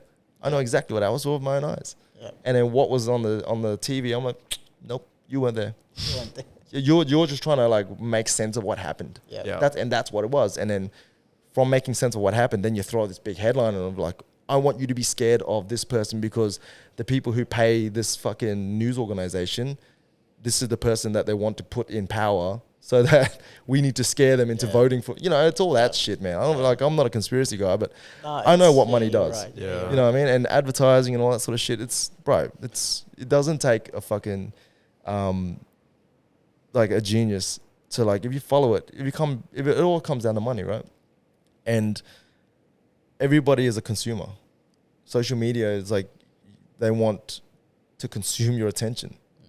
So like anything that's like, ooh, youth crime's working right now, double down on youth crime. It's like anything. It's like, oh shit, McFlurries are going off right now, double down on McFlurries. Let's fucking sell more McFlurries. You know what I mean? So that's, to me, that's the way I see it. So I was like, the youth are the youth, man. They're always going to be fucking bored and like their brains haven't developed yet. They're just going to be fucking doing shit. Doing shit. And like, if anything, man, and this will probably help your argument, the wealth gap is getting bigger and kids have less resources and they're getting more desperate. So maybe That's a good point. and maybe they're getting more desperate, and some of it might be like, I'm desperate, I'm willing to do wild shit, you know, and then, oh shit, I'm getting clout for it, I'm going to double down and do more wild shit and get more clout. I was at Coles the other day and they chased a dude out of the store and they're like, you need to stop stealing from us. And he was in complete denial, but he just like dropped his stuff and left. And at like first look, I was like, oh, motherfucker's stealing. And then I took a step back and I'm like, shit is so expensive. Like I have like a basket and I'm like, there's probably $100 in this already. I'm not even halfway through the shelves. So that's a good point about like, I'm not agreeing with like breaking in and stealing jewelry and stuff like that. But I definitely think we're living in a time where people are more desperate. People, the resources aren't there. Then people need the resources. So, Right, that's a good point, man, because like it doesn't excuse the behavior, but it helps you understand it. yeah. Like people need to make that distinction. It's like, yo, fuck, you fucked up. I get it, but you still fucked up. Yeah. You still got to do what you got to do because this is a society where you can't be doing that shit. Yeah. But I get it. You know what I mean? And then society needs to like have, and Australia does a great job of this, of just having safeguards of like, all right, look, fuck it. If you're on drugs, like, all right, let's get you into, let's see what other thing that we can get you on to get you off this thing. Yeah, and then just give you a safe place to administer this, you know, whatever it is nowadays. You know what I mean? And like Australia actually has a really good like they take care of the citizens. Yeah, they do. Like the policies that they have implemented for drug use and stuff like that. Yeah, but it's also like, but that's not to say like we can't be better. Exactly. We still need to fucking go, hey man, we need to do better. Yeah. We still need to do better. But I can also say we're as far as like compared to the rest of the world, Australia does a pretty good job. We're doing pretty alright. Yeah. In some areas we're doing alright. Yeah. But also we can do way fucking better. Oh, of course. Anyone can always do better, right? Yeah. And it just takes, I guess, work and like right now, just having conversations about it, and hopefully whoever watches this may think differently or have newer ideas from just simple conversations like this. So yeah, bro. And it's also like, fuck it, we can talk about it all day, but it's like, and we can say, do better, Australia, do better. It's like, all right, so also what can I do? What can I do? Yeah. It's like, you know, like I can only speak from my experience. It's like what kept me off the streets when the sun went down was music and training. So rap, making music, and training, gym, being in PCYC. Yeah. You know what I mean? It's like, fucking, the sun went down 6 o'clock, all right, I'm training. And by the time I'm done training, I'm too fucking tired to go do anything dumb. I just want to get home and sleep, right? And then the music thing, it's like I'm just so engrossed in music. I could sit there and fucking write for hours. Like my mates would go out, not even do anything dumb, just like they just want to go out. I'm like, oh, I kind of just want to stay home and just fucking write or something. I wouldn't say that, but I'm just like, I'm just going to chill at home and just do music, you know what I mean? And if we can get more of that sort of stuff and inspire kids to want to do that, inspire kids to go, you know what, maybe I'll be a fighter. Fuck yeah. Or maybe I'll rap, I'll try that. Fuck yeah. Because when the sun goes down, maybe you should train. maybe you should write. You know what I mean? And then if we I have like that, yeah. if we have things around it like, oh, the PCYC is affordable. You know what I mean? And you can ride your bike to the gym. Yeah. You know what I mean? Yeah. Or we have a space like Oizo that's like, yo, if you want to rap, like there's a space for you to perform, or Southside by Night. If you want to rap, you know, you can get on Southside by Night. You know, like you have these goals for them, or, you know, maybe even government initiatives like Styling Up was a big one where they had, you know how they had those workshops. Workshops. Yeah, Yeah, so they those come workshops was so fucking cool. So what they'd do is like they'd have these workshops where they'd bring a bunch of young people in, the youth in, and they'd just have like rappers come in and just teach them how to rap and just help them write songs and stuff. And by the time Styling Up comes up, they get to perform on Styling Up stage. Yeah. Right? And that cool. could be the seed. Like you might not, you won't get them all, but you'll get a handful of them. I do believe that there is services like that because Master Wolf, shout out to Master Wolf, by the way. I mean, that's what he does. Yeah. He goes around to there's a sort of special schools where they harbor kids who are just, you know, they have trouble issues or behavioral issues and stuff like that. Lots of trauma. Yeah. And he'll teach them how to rhyme, how to rap.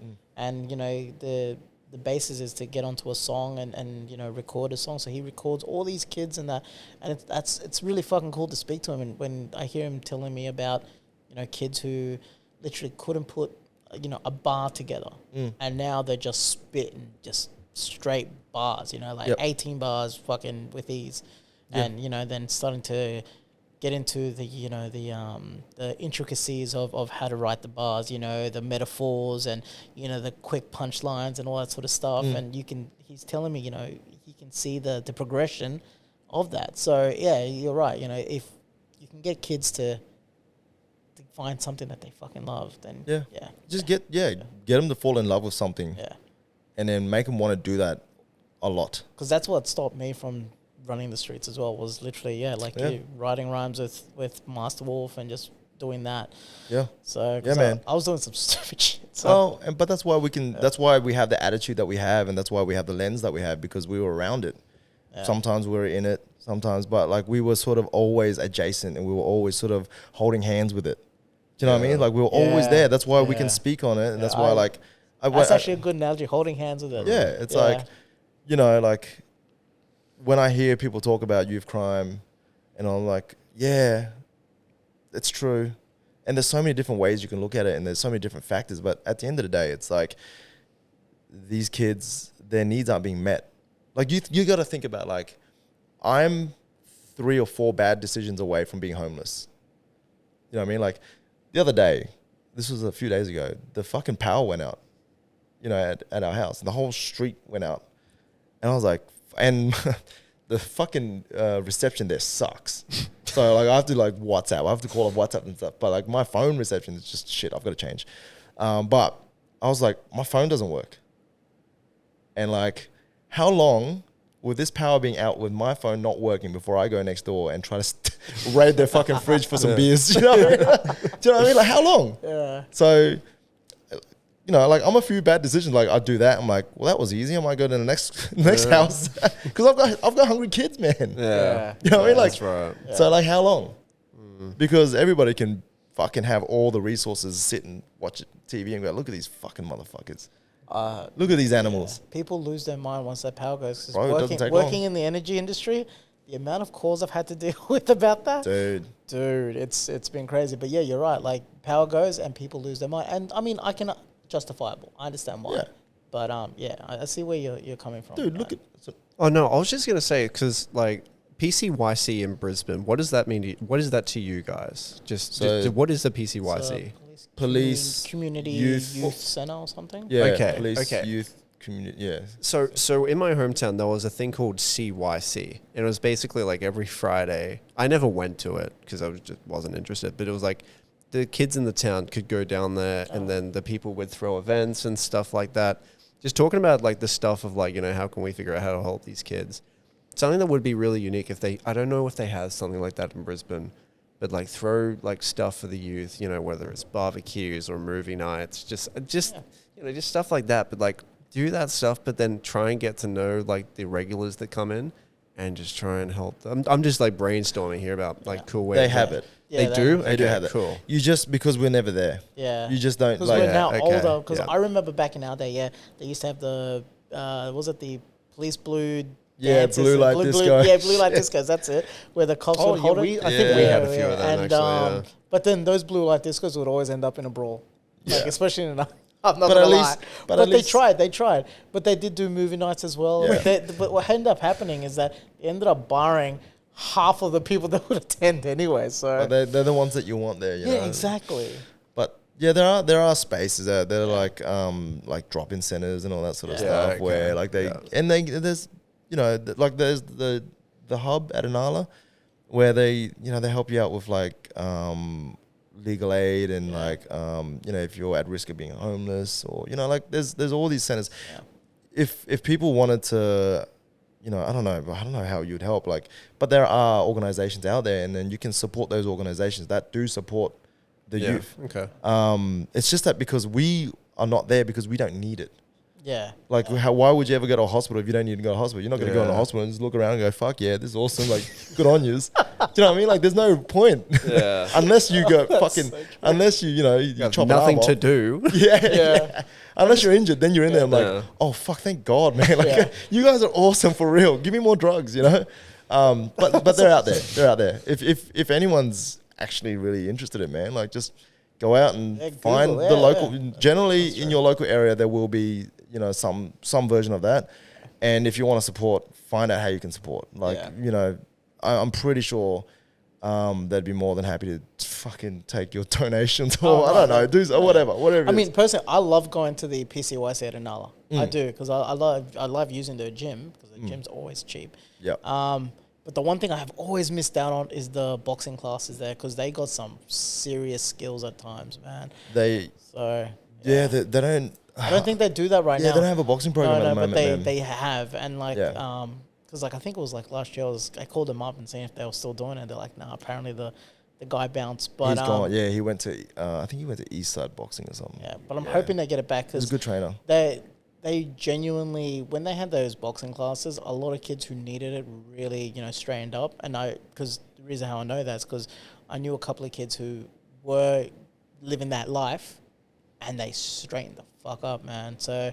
Well, I was there. I used Humbled, to. or? Yeah. They became humble. Sorry, I didn't mean to interrupt. They started attending school properly, and okay. they got apprenticeships and stuff. So yeah, it's like it was really cool to see. So. Oh, I used to train at PCYC, the Inala PCYC for years and years and years. And one of the biggest things that I got from boxing, more than anything, was that the feedback loop is so short. It's like if I drop my hands, I get punched. All right, well, I've got another opportunity because this next punch is coming. Keep my hands up. And their feedback loop is just instant.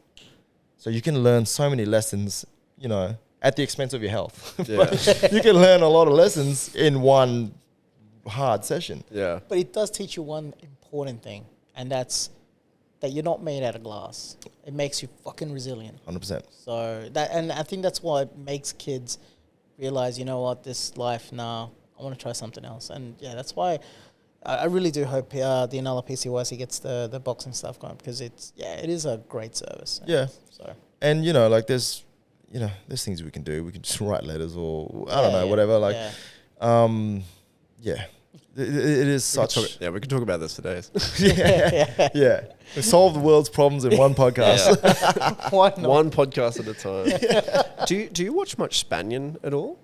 Oh, man, I watched an episode the other day when he went to Darwin. Yeah, He was at the... you told me to watch that one. Yeah, did you end up watching it? Yeah, that's wild. I was just saying because just talking about the youth crime and stuff, but like it's a different perspective because he goes to these places that you never would, like the media, they wouldn't highlight that. No, of course not. So it's so interesting to see someone go there and actually document what it's actually like. Yeah, I mean the moment the media humanizes,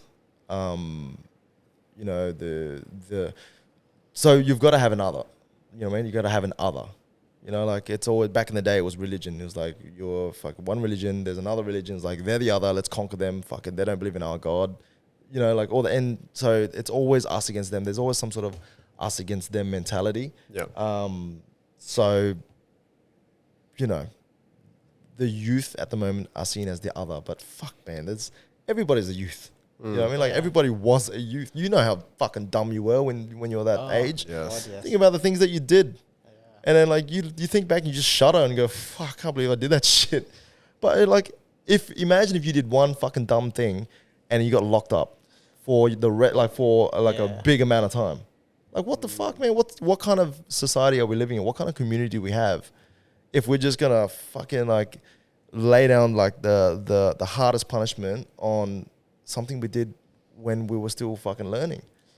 It's but it's fucking crazy over there in Darwin though, because they're treating everyone in Darwin like it's fucking like a max jail. Like the way that they treat their citizens, where, like for instance, I don't know if you've seen this episode or not. I don't know, but over there that you have to actually have a fucking license to just buy grog, right? And if you get into any sort of alcohol related crimes, they will literally put a sign in front of your house saying that you cannot enter the premises with alcohol. Your own home, you can't.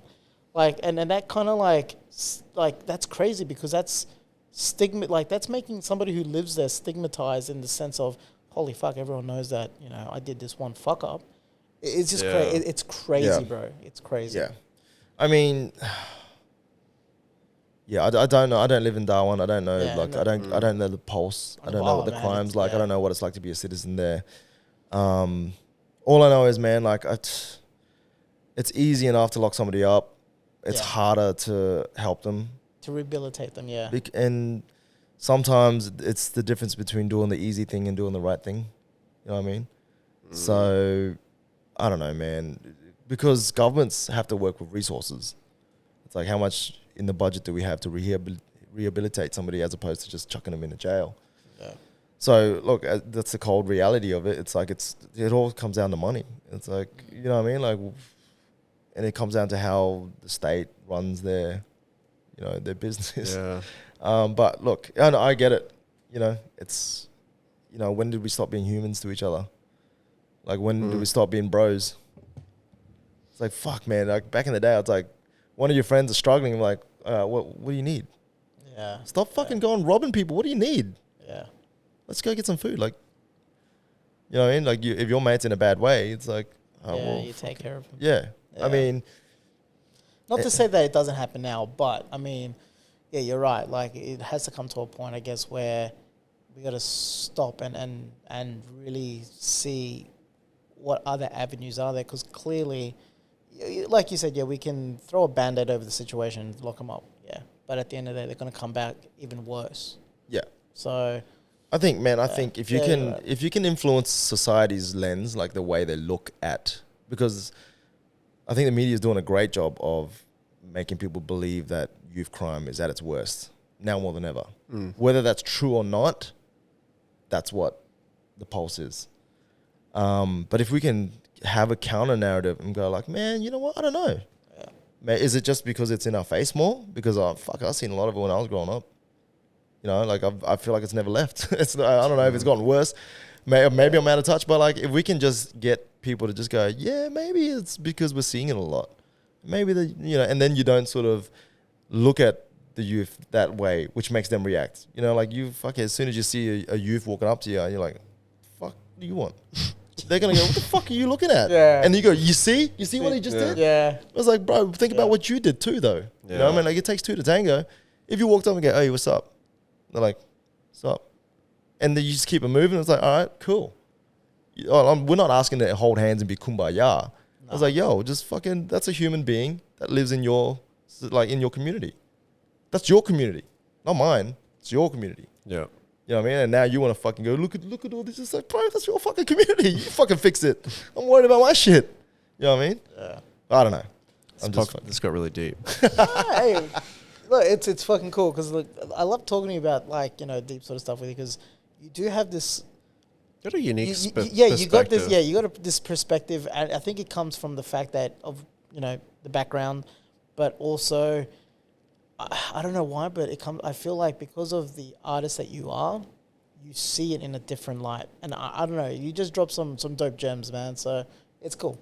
Thanks, bro. I don't know, man. I don't know. I just say a bunch of shit. I don't even know, just man. ranting, putting whatever sounds good. It's just a Maybe it's because I write, and when I write, I have to think about what I'm writing. Yeah. Like, Yeah. do you know what I mean? Like, yeah, I see it like this, but then how do they see it? When you're like telling a story, but it's like that's what I mean. You internalize quickly, and you kind of, I guess you quickly start, thinking about, okay, so this is the information that I'm about to deliver, how they're going to take it, and it's all quick because of the writing. So it's cool, man. Like, it's just I guess a muscle that you've really have developed in your brain, so to speak. bro, maybe it's just middle child syndrome, man. I'm the fucking middle child, man. I'm always othered. Nobody notices me, man. I have to I'm just in the corner, just brooding, just thinking, just watching, just giving everyone the stink eye. You motherfuckers. Oh shit, man! I swear, it's a vibe. So what do you want to do? You want to call it there? Look, This is a fucking cool pod. This is one of the best pods we've done in a while. Yeah, no, it definitely has. I just want to quickly say, dude, I want to give you a mad also props for the new single with you. Yeah. Oh yeah, cool. Dude, Yeah. I have to say, I loved it because it's got this Mac Miller sort of vibe to it. And I fucking dig that. So big ups, man. And just that, quickly, I got to quickly plug it. Go listen to it on all the stream services. I listen to it on Apple Music, Chong-Ali.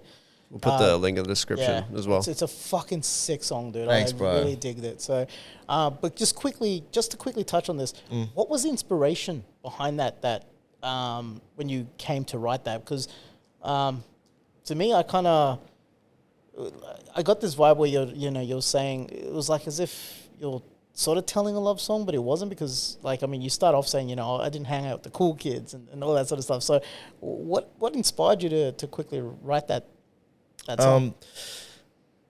To be quite honest, man, that was a bit of just like stream of consciousness. Okay. Yeah. Sometimes it hits. There's a lot of fucking those songs that just don't hit, that you'll never hear. But that one just it was just so bare bones. Like the instrumental was just so bare. That's a free. That's why I sent you the DM. The instrumental, just in that first clip that you put up on your story. I'm like, that's fucking actually kind of sick. Yeah, right. I thought it was really fucking cool. Yeah. Yeah. Well, yeah. The beat's a free beat. That's why I was like, free flow went over free beats on repeat with 4/4s and 16s recording MP3s. Like it's a free fucking beat. So I didn't know that. I heard the rhyme and I was thinking, okay, what's that about? But it just kind of went over my head. Yeah, and then I heard it, I was like, that's fucking dope, man. And I was just like, so you just do those ones and you just start and this is I just feel like it's a bit conversational. It's a bit internal. Yeah. You know what I mean? You sort of performing inwards as opposed to performing outwards. And it was just a vibe, man. I was just I was feeling it. I just fucking wrote it. I was like, that's kind of cool. And I just recorded it as you do. And then sometimes they hit, sometimes they don't. This one just happened to hit. And I was like, I'm feeling that one. I'll just put that out. Because it was dope. But then the other song that I wanted to bring is the posse cut with all the other Asian stars that you. The Vietnamese guys, yeah. Dude, that's a fucking I don't know half of it, but it was a banger though. Because that clip though, it was sick. Yeah. So are you guys planning on bringing out a compilation or anything along those lines? Because I'm noticing that you really are focusing, trying to introduce more Asian MCs, and which is fucking cool. Don't get me wrong. More into I guess your platform, so that way people are getting to experience these guys more. Yeah. Shout out to Peel Peel Records. They hit me up to jump on that song.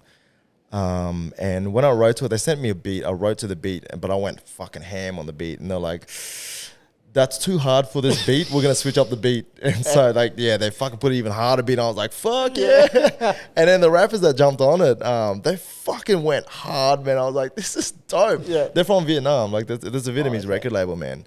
Wait, is that the one you just did the music video to? Yeah. Okay, sorry. Yeah. That's the one I listened to. Yeah. That's the one I was like, that beat's fucking sick. Yeah. Bro, they went hard, man. Yeah. Hey, shout out to them. But yeah, I'm really embracing my Vietnamese peers and my Vietnamese contemporaries, man. And doing rapping in English, it's fucking cool. I love rap. You know what I mean? at a certain point in time, it's like, all right, how can I challenge myself? Like, how can I, use a different part of my brain? And it's like, oh, rapping in Vietnamese. Like, I mean, straight Vietnamese, it's going to be trash. But what if I could, like, stylize it so that it's like, it represents my identity as a Vietnamese Australian? You know what I mean? And so even if you don't understand any of it, or even if you only understand 50% of it, you get it. Yeah. You can be like, oh, that's that motherfucker. He like, that's because when I hear it, I don't hear the difference between English and Vietnamese. I hear the ideas. You know what I mean? And there's a bunch of fucking Vietnamese Australians or Vietnamese diaspora or Vietnamese people that grew up in the West think the same thing. They don't hear the distinction. They just go, he's just talking in Vietnamese. And it's just a stream of ideas. There's no distinction. Whereas somebody who only speaks English will only understand the English bits. And somebody who speaks Vietnamese will only understand the Vietnamese bits. So there's that distinction of like, this is you, who you are as an artist now. This is your next level of, expressing yourself in these two, in these two languages. Yeah. Yep. So, yeah, leaning into that a little bit more, like I'm not going full, like, both feet into it. I'm more dipping my toes into it. I'm like, this is kind of cool, man. I like it because it's playful for me right now. Yeah. And I like it. I'm not flying over to Vietnam to fucking try and do a career over there. But like, I just feel like it's just a really cool way to express myself as who I am. You know what I mean? And it's another tool now for me to go, like I can tell my story in English, but now it's like, fuck, man, it's like another level of difficulty that I feel like I'm surpassing some people now. I'm just like, yo, I'm killing you motherfuckers right now. That's cool, dude. That's fucking sick, man. So you never know, man. You might blow up, dude. It only takes one fucking song. You never know. Look, it's fun, man. It's fun. It's a lot of fun. I'm just gonna say, it's so much fun, man. Don't forget us when you reach the top. We'll just say we had you on the podcast. Yeah. And like, look, there you go. It's a lot of fun. I've got another song coming out with C-Rock, a guy from I think he's from Stockton. Yep. He's been around for a long time too. But yeah, it's fucking cool. I'll put it on for you later. Okay. But it's fucking cool. It's like real West Coast, man. And nice. I'm doing a very similar thing, but these guys are more like me. They are more like, like half-half. Yeah. So it's gangster as fuck, bro. I can't wait for it to drop. It's dropping on the 2nd of Feb. Cool. Yeah, so it's off C-Rock's album, Saigon, California. Yeah. So yeah, 2nd of Feb. But that's in American time, so I don't know what day that is in Australian time. But yeah, it's going to be We'll plug that as well. Fuck it. Yeah, fucking chuck it in there. Tag him in it, man. Well. Yeah. All right. So before we knock off, so Southside by Night. 16th of Feb. 16th of Feb. You can go obviously on the Facebook page, Southside by Night. You'll be able to find the address. Free event. Come on down, all ages. It's going to be sick. I'll be there. We'll all be there. Yeah, we'll be there supporting. So yeah.